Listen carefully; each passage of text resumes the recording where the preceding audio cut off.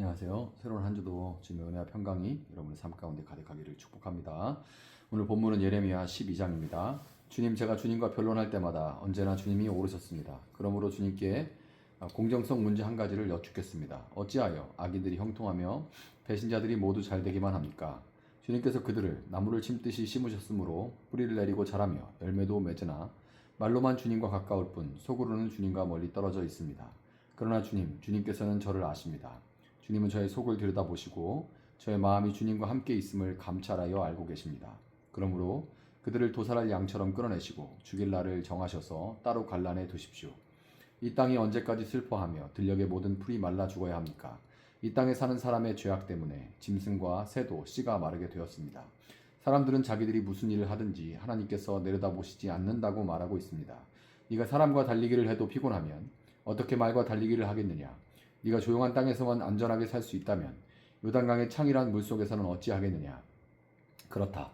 바로 네 친척, 네 집안 식구가 너를 배신하고 바로 그들이 네 뒤에서 소리를 질러 너를 욕한다. 그러므로 그들이 너에게 다정하게 말을 걸어와도 너는 그들을 믿지 말아라.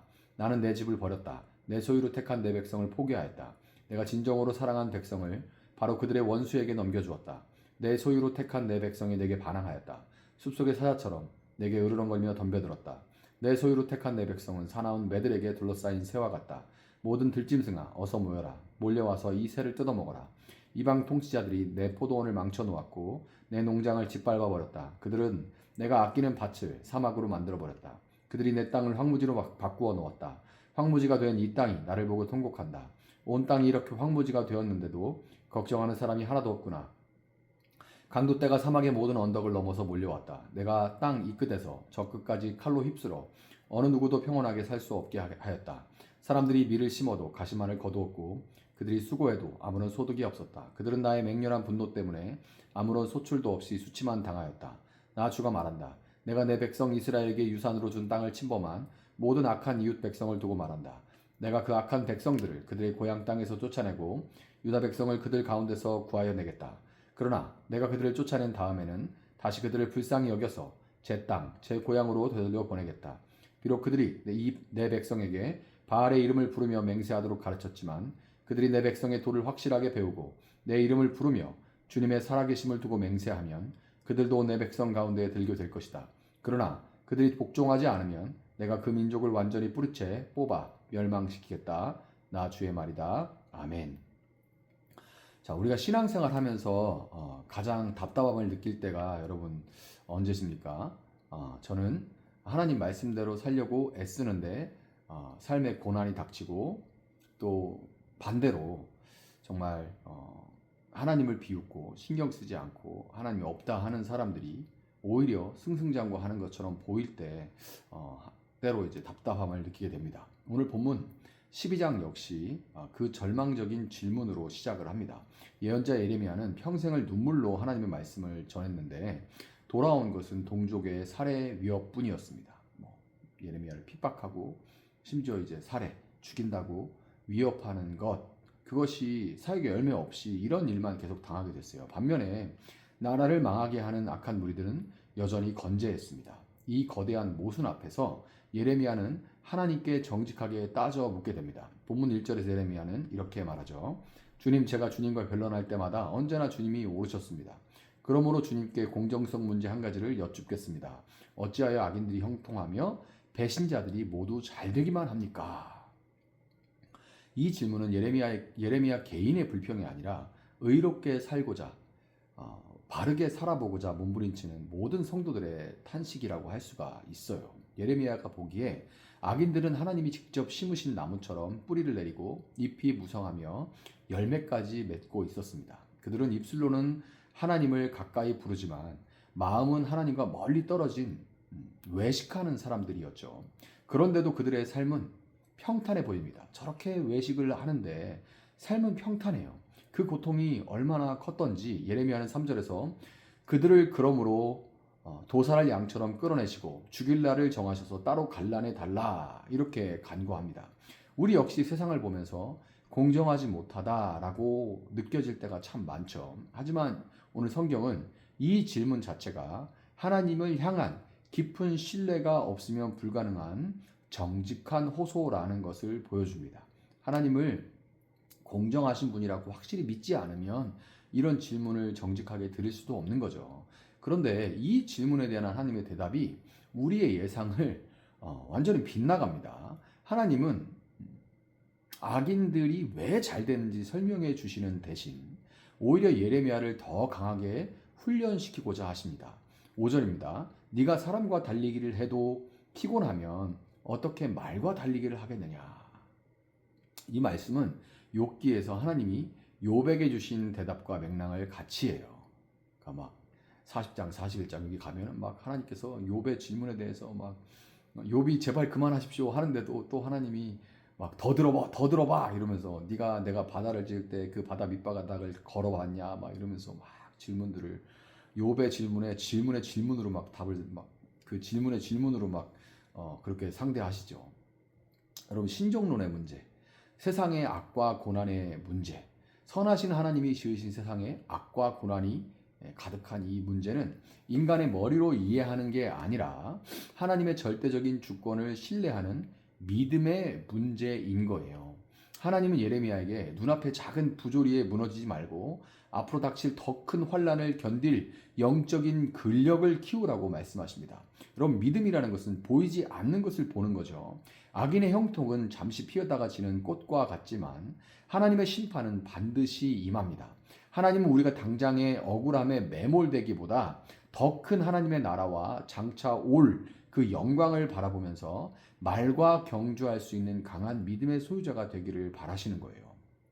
7절부터 13절까지는 이스라엘이 왜 심판을 당하는지 그 당할 수밖에 없는 그 이유를 설명하고 있습니다. 특히 10절을 한번 주목해 보시길 바래요. 10절 보면 많은 목자가 내 포도원을 망쳐 놓았고 내 몫의 밭을 짓밟아 놓았다.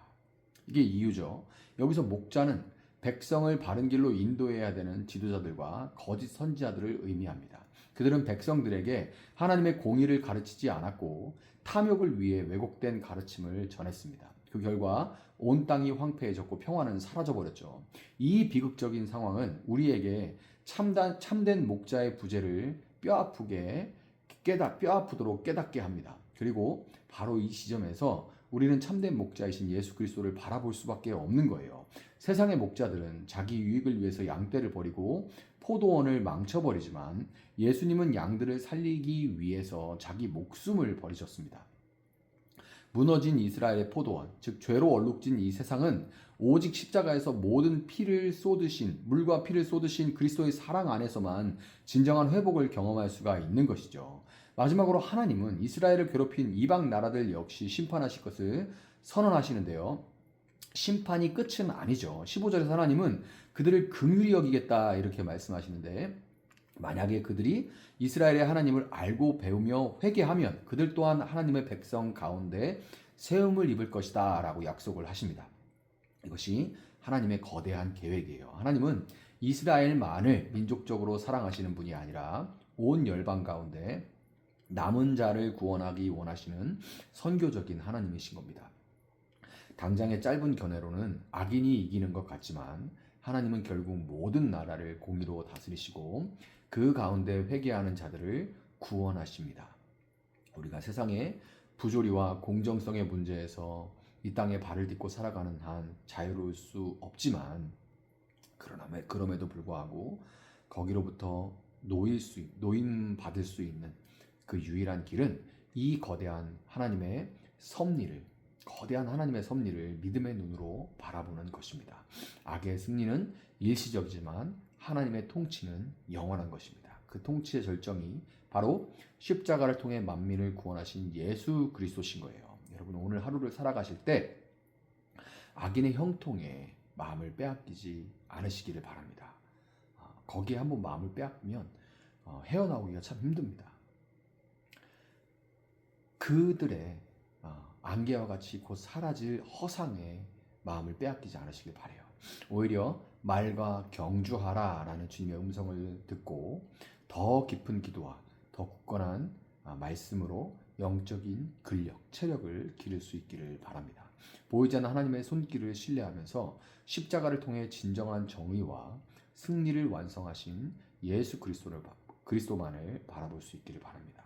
어떤 상황 속에서도 하나님의 더 크고 깊은 섭리를 신뢰하면서 오늘 하루도 믿음의 경주에서 승리하는 여러분 될 수 있기를 예수님의 이름으로 축복합니다. 잠시 기도하겠습니다. 사랑하시는 주님 감사합니다. 주님 살다 보면 우리 마음 가운데 하나님 말씀 붙들고 바르게 정직하게 의롭게 손해보며 희생하며 살아가는 것이 참 헛되게 여겨질 때가 많습니다. 누가 알아주는 것도 아니고 당장에 내가 힘들 때 누가 돕는 것도 아니고 뭔가 내가 한 대로 바로 어떤 보상이 오는 것도 아닙니다. 이렇게 하는 것이 무슨 의미가 있는가라는 생각이 들 때 한편에서는 또 자기 자신만을 위해 자기 배를 위해 사는 사람들 또 종교의 이름으로 위선을 떨며 사는 사람들이 모든 일들이 다 순탄하게 진행되는 것을 보면서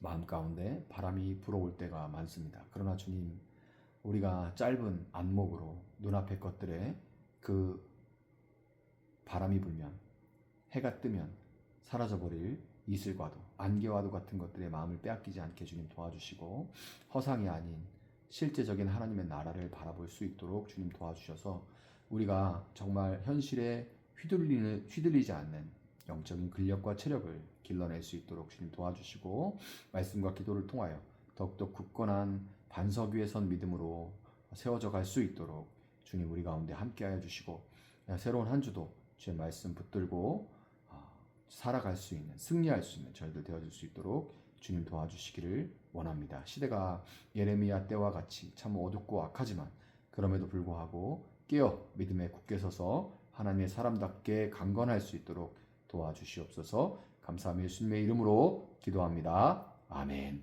오늘 주신 말씀 붙들고 계속해서 기도합니다.